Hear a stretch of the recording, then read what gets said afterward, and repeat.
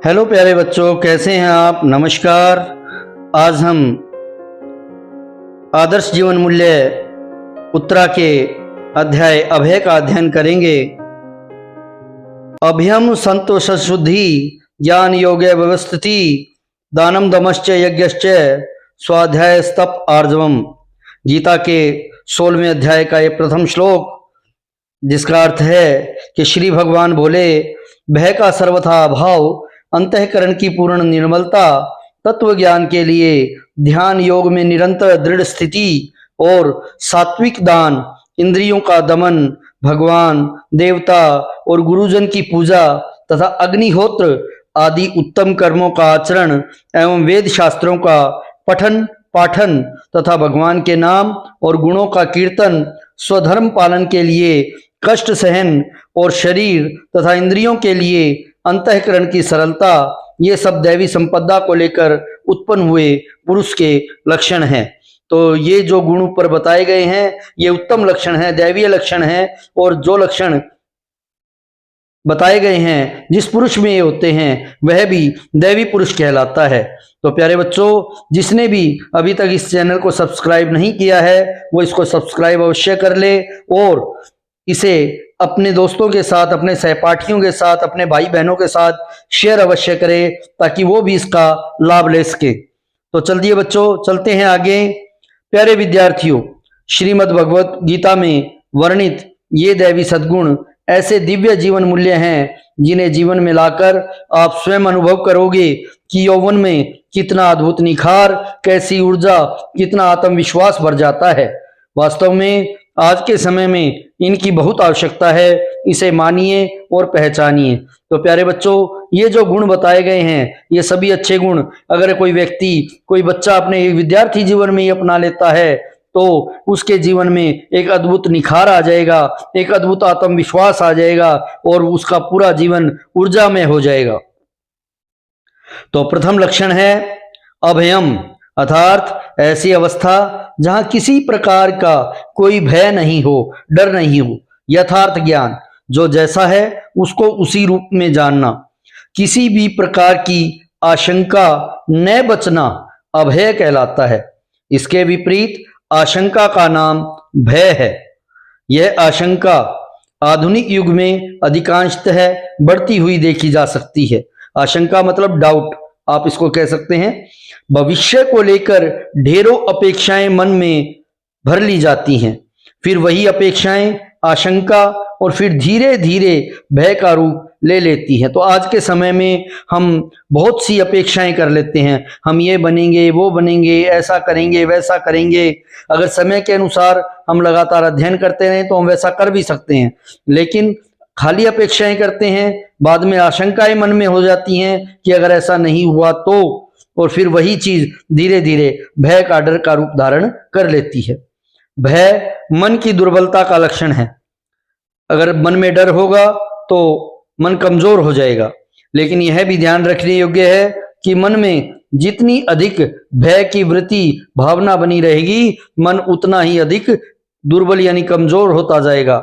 भय की वृत्ति एकाग्रता को, कंसंट्रेशन को भंग करती है तथा सहन शक्ति का ह्रास मतलब खात्मा करती है। भय के रहते आत्मविश्वास भी लड़खड़ाया और डगमगाया रहता है। जब कोई डर जाता है तो वो सही प्रश्नों का भी सही ढंग से उत्तर नहीं दे पाता, क्योंकि उसकी एकाग्रता भंग हो जाती है, उसका आत्मविश्वास लड़खड़ा जाता है। प्रिय विद्यार्थियों, भविष्य की अपेक्षाओं तथा चिंताओं को मन में रखकर क्यों अपने वर्तमान को बिगाड़ते हो। अतीत तो हाथ से निकल गया है, भविष्य हाथ में होता नहीं है, केवल वर्तमान हाथ में है। Past is gone, future is unknown, present is your own. उस वर्तमान में अपने कर्तव्य का उचित ढंग से पालन करो। गीता ने यही तो हम सबको समझाया है। कर्तव्य को ही अपना अधिकार समझकर अपनी ऊर्जा और क्षमता को विश्वास पूर्वक उसमें लगाओ। फल की इच्छा अर्थात भविष्य की चिंता मत करो। तो प्यारे बच्चों, आज हमारा कर्तव्य है माता पिता की सेवा करना, बड़ों का कहना मानना और अपने अध्ययन पर, अपनी पढ़ाई पर ध्यान देना। और इसी कर्तव्य को जब हम अपना अधिकार समझ लें कि माता पिता की सेवा करना हमारा अधिकार है, हम करेंगे, अपना पढ़ाई पर ध्यान देंगे, ये भी हमारा अधिकार है, तो पूरी ऊर्जा हम उसमें अगर लगा देंगे तो हमें अपने लक्ष्य की प्राप्ति अवश्य होगी। कर्तव्य निष्ठा विश्वास जगाएगी। जब हम पूरी निष्ठा के साथ अपना कर्तव्य करेंगे तो हमारा आत्मविश्वास बढ़ जाएगा, और विश्वास से भरा हुआ मन कभी भी किसी से भी भयभीत नहीं होता। अभी से यदि भय मन में भर गया तो कैसे उज्जवल भविष्य की कल्पना की जा सकेगी। अपनी संपूर्ण ऊर्जा अपने लक्ष्य में लगाओ, अध्यात्म का आधार लेकर भौतिकता के विस्तार में आगे बढ़ो। मतलब जीवन में जो सुख लेने हैं, जिस सुख को प्राप्त करना चाहते हो, जिस नौकरी को, जिस पद को जो तुम बनना चाहते हो, उसमें अध्यात्म यानी भगवान का सहारा लेकर आगे बढ़ो। स्वामी विवेकानंद जी को अपना आदर्श बनाओ। क्या अद्भुत और निर्भीक यौवन था उनका।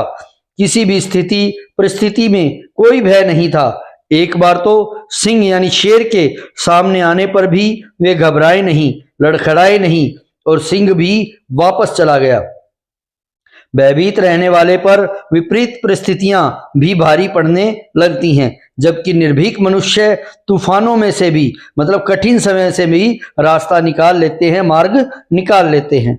हम उस भारत के वासी हैं जहां का नन्हा लाल भरत सिंह शेर के जबड़े खोलकर दांत गिनने की क्षमता रखता है, जहां का भगत सिंह राष्ट्र की स्वतंत्रता के नाम पर फांसी के फंदे से भी भयभीत नहीं हुआ।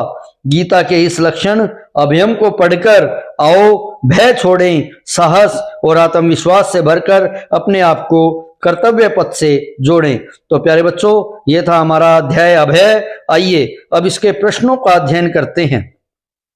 पहला प्रश्न है, निर्भीक मनुष्य की क्या पहचान है।